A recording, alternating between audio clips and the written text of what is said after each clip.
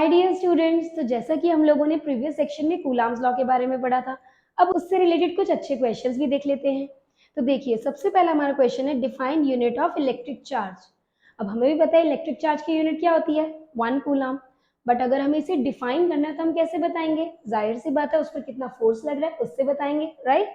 सो कितना फोर्स लग रहा है, अगर मैं कहूँ कि मेरे पास Q1 और Q2 चार्जेस हैं, दोनों जो कि 1 कूलाम के हैं, और इन दोनों के बीच में जो डिस्टेंस है अगर मैं कह दूं 1 मीटर है, तो बताओ इनके बीच में कितना फोर्स लगेगा? F इज इक्वल्स टू के Q1 Q2 by R square, right. और इसकी वजह से अगर हम इनकी वैल्यूज पुट कर दें तो F की वैल्यू कितनी आ जाएगी? K के बराबर, यानी कि F हमारा हो जाएगा 9 इंटू 10⁻⁹ न्यूटन, राइट। सो इसका मतलब 1 कूलाम चार्ज कब प्रोड्यूस होगा? जब दो चार्जेस के बीच में कितना फोर्स लग रहा हो? 9 इंटू 10⁻⁹ न्यूटन का। इसके बाद हम लोगों ने प्रीवियस केस में एक क्वेश्चन भी किया था कि के जो होता है वो एब्सोल्यूट परमिटिविटी होता है, राइट, एब्सोल्यूट परमिटिविटी। तो अब हमें ये भी समझना पड़ेगा कि K की वैल्यू मीडियम बाय मीडियम बदल जाती है। इसका मतलब अगर दो चार्जेस एयर में हैं तो K की वैल्यू 1 होगी, ठीक है। और यही अगर दो चार्जेस मैं पानी के टम्बलर में डाल दूं या किसी दूसरे मीडियम में डाल दूं तो K की वैल्यू बदल जाएगी। यहीं से हमारा सेकंड क्वेश्चन है, क्या कह रहा है? What would happen to two charged bodies if they are put in water tumbler. तो अब अगर पानी के टम्बलर में हमने डाल दिया तो क्या हुआ? Medium change. इसका मतलब हमारी K की वैल्यू चेंज, यानी कि दो ऑब्जेक्ट्स पर जितना फोर्स एक्सपीरियंस होगा वो क्या होगा? लेसन हो जाएगा ना, क्योंकि पानी एक मीडियम आ गया, एक डाइलेक्ट्रिक मीडियम की तरह। चलिए अब नेक्स्ट क्वेश्चन देखते हैं। अब अगर हम इस क्वेश्चन को देखें तो क्या कह रहा है? A charged metallic sphere A is kept at a distance of 10 centimetre. किसी भी न्यूमेरिकल को करने का तरीका क्या होता है? सबसे पहले उसकी जो गिवन यूनिट्स है वो लिख लो। तो हमारे पास बताया हुआ है डिस्टेंस कितना है, तो हम डिस्टेंस r लिख लेंगे। कितना है हमारा डिस्टेंस? 10 सेंटीमीटर, ठीक है।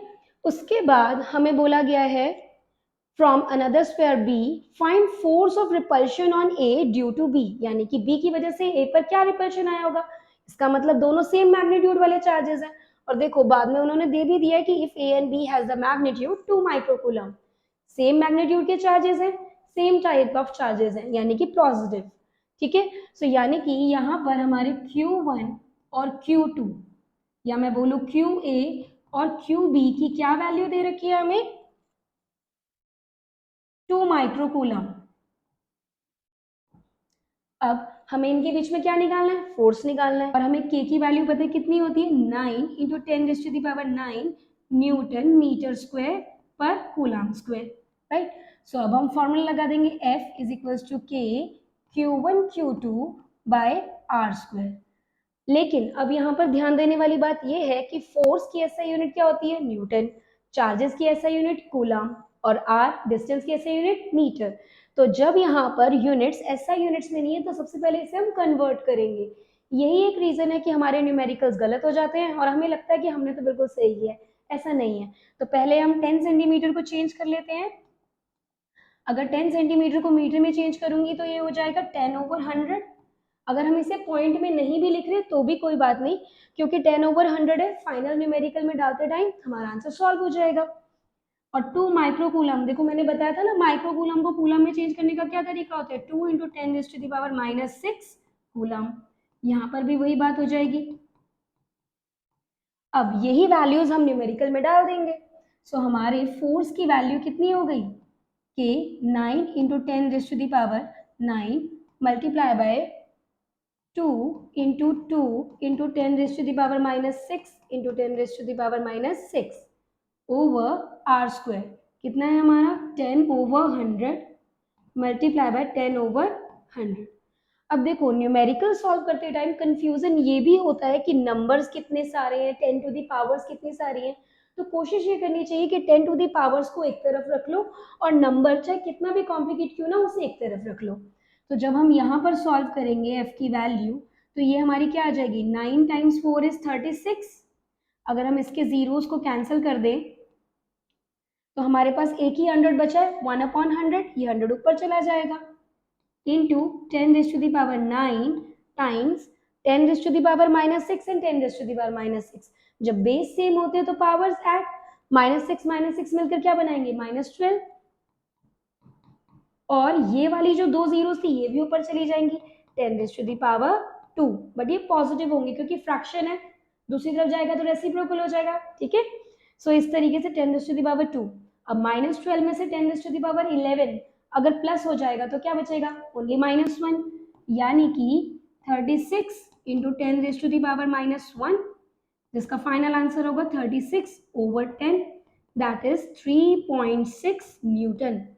तो देखा हम लोगों ने क्या किया, सिर्फ और सिर्फ गिवन वैल्यूज लिखी और उसको एसआई यूनिट में कन्वर्ट किया और हमारा न्यूमेरिकल सॉल्व। चलिए अब नेक्स्ट क्वेश्चन देखते हैं।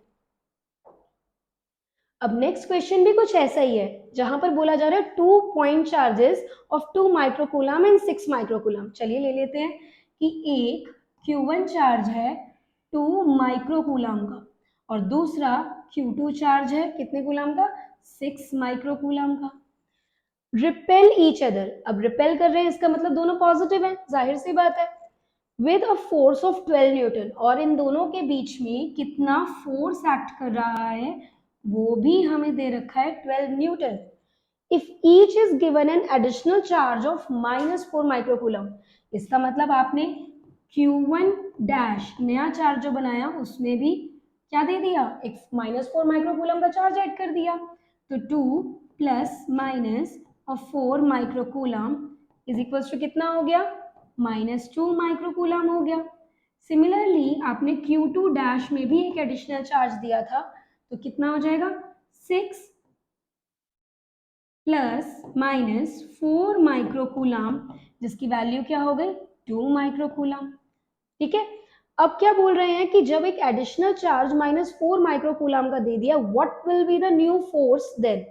अब अगर नया फोर्स निकालना है तो प्रीवियस फोर्स से क्या करना पड़ेगा, डिवाइड करना पड़ेगा, तो पहले प्रीवियस फोर्स निकाल लेते हैं। अब प्रीवियस फोर्स क्या होगा, K Q1 Q2 R², तो K की वैल्यू एज इट इज डाल देंगे। Q1 Q2 में हमारे पास चार्जेस अभी हम Q1 और Q2 ही डाल देते हैं, एंड R², एंड नया फोर्स F डैश जो हम निकालेंगे वो क्या होगा, वो भी तो K Q1 Q2 R², but यहाँ पर Q1 dash Q2 dash R²। अब एक चीज नोटिस करो, जब उसने एडिशनल चार्जेस ऐड कर दिए हैं, डिस्टेंस तो कहीं चेंज नहीं किया, ना ही कोई बात करी है, इसका मतलब हमारा R² सेम है। अब हम इन दोनों इक्वेशंस को अगर डिवाइड करेंगे तो क्या आएगा, यही हमें देखना है और यहीं से हमें पता लग जाएगा कि दो तरीके के जो नया फोर्स प्रोड्यूस होगा वो अट्रैक्टिव होगा या फिर रिपल्सिव। तो चलो देखते हैं। अब F डैश ओवर F कर दे तो कितनी वैल्यू आएगी, K Q1 dash Q2 dash over R² multiply by R² over K Q1 Q2। देखो जब दो टर्म्स को डिवाइड करते हैं तो नीचे वाली भी एक फ्रैक्शन है, दूसरी तरफ जाके वो क्या हो गई, रेसिप्रोकल हो गई, इसीलिए हमने इस तरीके से लिख दिया। अब R² सेम है, डिस्टेंस तो चेंज नहीं हुआ, राइट, और K से K भी कट गया क्योंकि हम एयर की बात कर रहे हैं, तो बचा हमारा Q1 dash Q2 dash over Q1 Q2। अब Q1 डैश की वैल्यू हमने क्या निकाली है, -2, Q2 डैश की वैल्यू हमने क्या निकाली है, 2, ओवर Q1 और Q2 कितना था हमारा, 2 और 6, राइट। अब इन्हें अगर हम कैंसिल कर देंगे तो आंसर कितना आएगा, -1/3, यानी कि जो हमारा F डैश ओवर F है वो -1/3 है, या मैं इसे दूसरे शब्दों में बोलूं तो हमारा F डैश जो है वो -F/3 है। अब अगर दो फोर्सेस एक दूसरे के ऑपोजिट आ गए, यानी कि समझ सकते हैं हम चार्जेस कैसे होंगे, नेचर में अट्रैक्टिव होंगे, जाहिर सी बात है, एक पे नेगेटिव फोर्स आ रहा है और दूसरे पे पॉजिटिव, तो इस तरीके से हमने क्या निकाल लिया, नया फोर्स, यही हमें निकालना था। आई होप आप लोगों को इस एक्सप्लेनेशन से पढ़ाई करने में थोड़ी हेल्प मिली होगी। सो हमें कमेंट करना ना भूलिए, हमारी वीडियोस को लाइक कीजिए और हमारे साथ बने रहिए और बेल आइकन को दबाना ना भूलिए। Thank you.